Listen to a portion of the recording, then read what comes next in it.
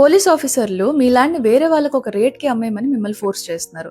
లేదంటే వేరే వాళ్ళు మీ ల్యాండ్‌నొచ్చి డిస్ట్రాయ్ చేస్తుంటే వాళ్ళకి హెల్ప్ చేస్తున్నారు.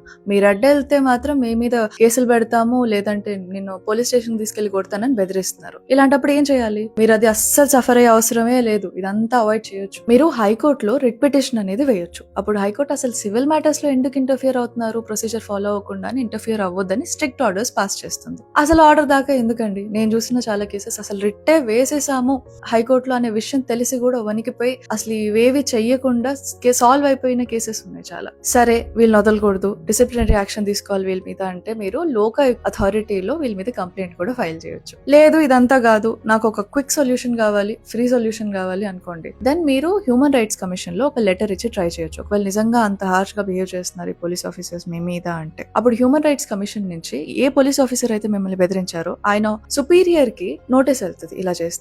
అప్పుడు ఆయన మందలిస్తారు, ఈయనకు సరిపోతుంది. సో సేమ్ థింగ్ ఇక్కడ కూడా ఆర్డర్ దాకా ఎందుకు?